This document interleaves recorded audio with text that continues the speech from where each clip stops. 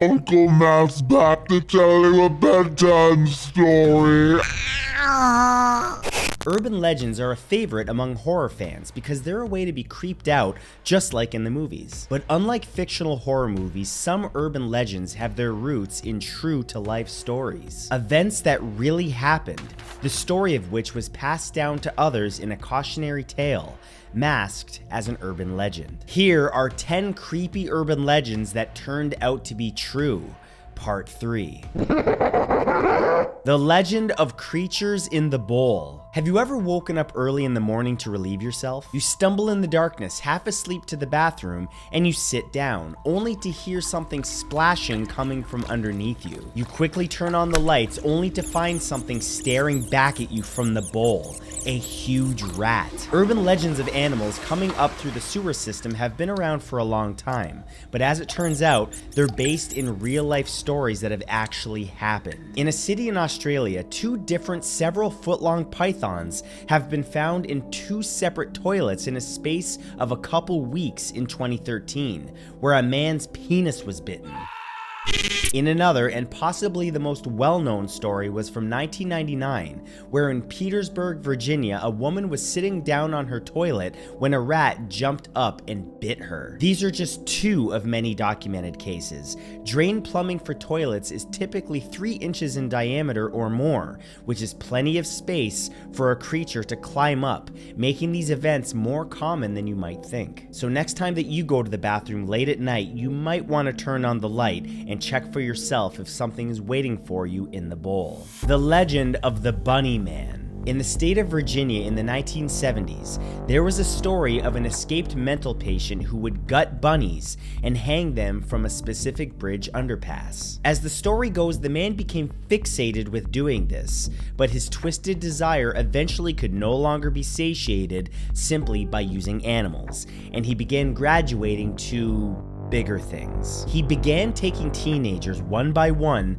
and gutting and hanging them in the same fashion, always under the same bridge. Local authorities began cautioning residents of the area to avoid walking even near that bridge, and certainly never to come near that underpass, which became known as Bunnyman Bridge. As it turns out, this story came from a very real psychopathic man who lived in that area at the time. On October 18th, 1970, the Washington Post reported that Air Force Academy cadet Robert Bennett and his fiancée were sitting in a car at midnight near Bennett's uncle's house when a man dressed in a white suit with long bunny ears appeared, yelling at them that they were on private property, throwing a wood-handed hatchet through their car window. 2 weeks later, the Bunnyman was sighted again when a security guard spotted a hatchet-wielding man chipping away at a porch railing. As many times as the axe-wielding bunny had been spotted, he continued to elude police who could not find him, despite multiple sightings. To this day, no one knows who the Bunnyman was, what motivated him, or what disappearances he may have been connected to in the area. The Legend of Polybius. For several decades, there had been an urban legend that had circulated about a classic video game from 1981 called Polybius, where anyone who played it would experience disturbing and dangerous side effects. The legend came from a real-life story that originated in the 1980s in Portland, Oregon, where arcade games were still popular. There was a game called Polyplay that turned out that anyone who played this particular game would suffer from extreme anxiety, seizures, night terrors, and obsessive desires to continue playing. The game was said to have been housed in an all-black cabinet, and while playing it was fun, gamers noticed that they soon were feeling terrible after their sessions. Some were even said to have attempted to end their own lives. What's even stranger is it was said that men dressed in all black supposedly visited the cabinet every few weeks, not to collect money, but some kind of data from the back of the machine. It's believed that the game may have been linked to MK Ultra, a real CIA program experimenting with behavior modification techniques and LSD that existed over the course of 2 decades. In 1981, 2 kids passed out while playing the game, and 10 days later, the government raided arcades and took games out, including Polyplay. A disturbing reminder that governments are not afraid to experiment on their own people. The legend of Charlie No-Face. For decades in the state of Pennsylvania, there had been a legend of a man with a misshapen face that sneaks around at night, terrifying anyone who sees him. Also known as the Green Man, the legend of Charlie No-Face is the story of a man who was horribly disfigured in a terrible accident that melted his face and lurked around an abandoned train tunnel at night and made electricity go haywire with his very presence. As it so happens, this man was real, and his name was Raymond Robinson. In 1918, when Raymond was just a boy, he was climbing on a train track bridge when he accidentally touched a power line. The shock sent 22,000 volts of electricity through his body, literally melting his face off. The electricity had melted out both of his eyes, his nose, his ear, and even his arm off. He isolated himself and would only come out late at night for walks, which quickly became legend. The legend of the playing card killer. One of Japan's most famous urban legends, there's a story that revolves around a series of killings where the victims all had a single playing card found by each body with the word Alice written in the victim's blood. But this really did occur as recent as the turn of the century in Spain. Between 1999 and 2005, several murders occurred with the very same details. The victims had no relationship to one another, and the killings were unrelated in every way, except for the playing card and the words Alice written in each of their blood. Caught in 2003, 26-year-old former soldier Alfredo Galan was convicted of 6 killings and 3 more attempted. He had initially confessed to the killings but later withdrew his statement and tried to implicate 2 other men, claiming that he had sold them the murder weapon. He was sentenced to 142 years in prison and ordered to pay 609,182 euros to the victims' families. The legend of the dog boy. In the state of Arkansas, there was a tale of a werewolf-like boy who roamed around a small town being cruel and sadistic, torturing animals and eventually even learning to kill. The small town of Quitman had always had urban legends about restless spirits roaming the sleepy town, with deep ties to World War II. But this tale is actually true. In the 1950s, Floyd and Eileen Bettis had a son, Gerald Bettis. Gerald became vicious and cruel at a young age, torturing cats and dogs for pleasure. But as time went on, the dog boy's actions became more and more sinister, until he eventually imprisoned his parents in the upstairs part of the house and would feed them only when he decided that it was time for them to eat.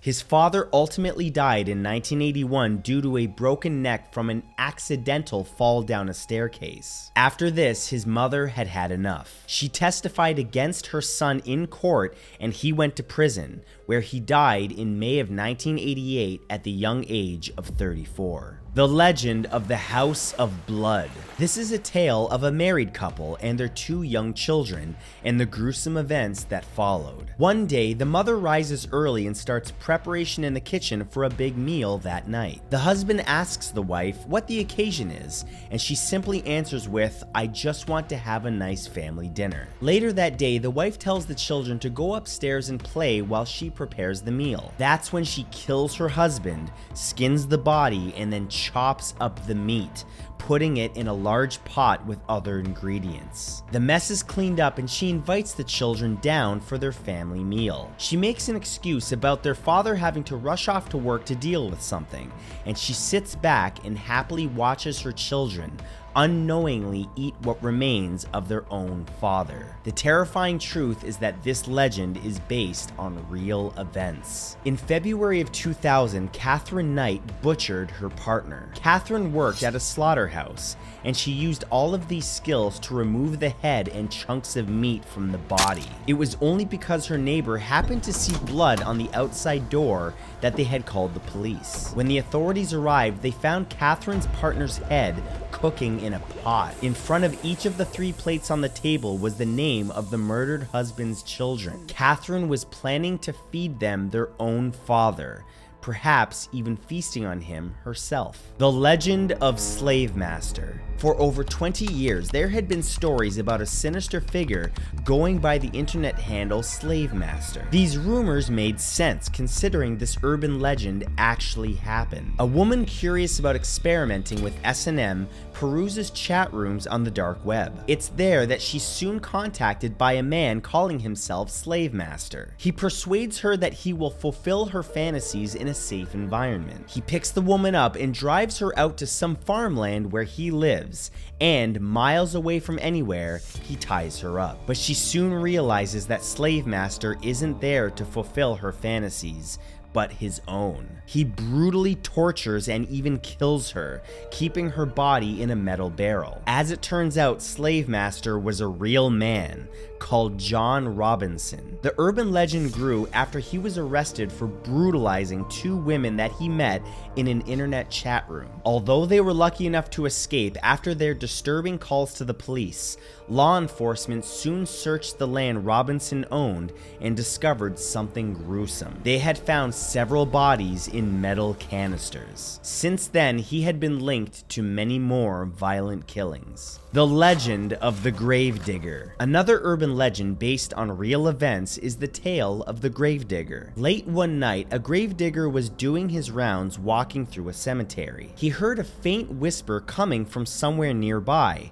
but the graveyard was empty. As the gravedigger followed the voice, it grew louder, and it soon became clear that it belonged to a young girl. She repeated, "Help me, help me, help me," over and over again. That's when the gravedigger found the source of the voice.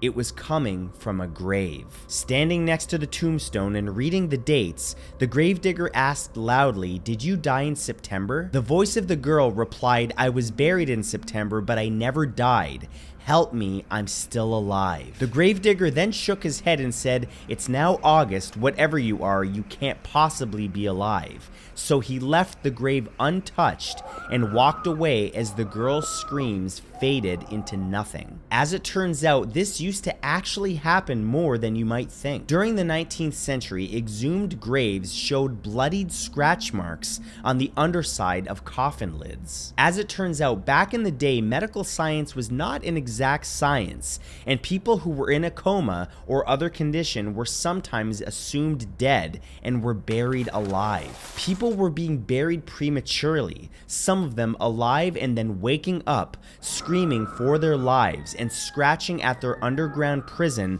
until their fingertips were worn down to the bones. The legend of the Maneater. One of the creepiest true urban legends is that of the Maneater of Colorado. The tale is about a man who would find hitchhikers, kill them, and then eat them. Colorado is a state known for its active residents, so it's always had lots of hikers who enjoy being alone in the wilderness. And this is exactly what the real-life Maneater of Colorado, Alfred Packer, used to capture his victims. Sometimes he would befriend people and bring them into the mountains with him, and other times he would go into the mountains to hunt on his own. He would bring them food and did all that he could to remain trustworthy. On one occasion, he took 5 men into the mountains, and while they all disappeared, Alfred strangely turned up alone at the local saloon, warm and well fed. When things started to get suspicious, he was questioned by police, who simply claimed he had fallen behind,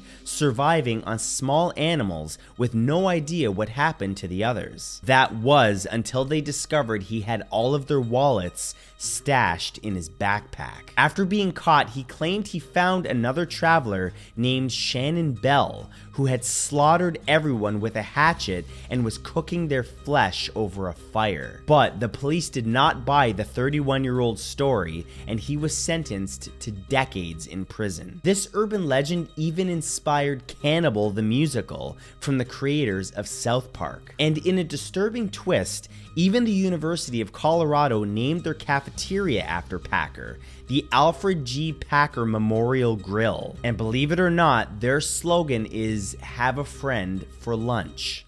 Thank you guys so much for watching, and if you enjoyed this, please share it and leave a like. Both help me out a lot. And of course, an extra special thank you to my channel members who get exclusive access to the bloopers from this video, which is one of the clickable links on screen right now. I'll see you guys next time. Much love.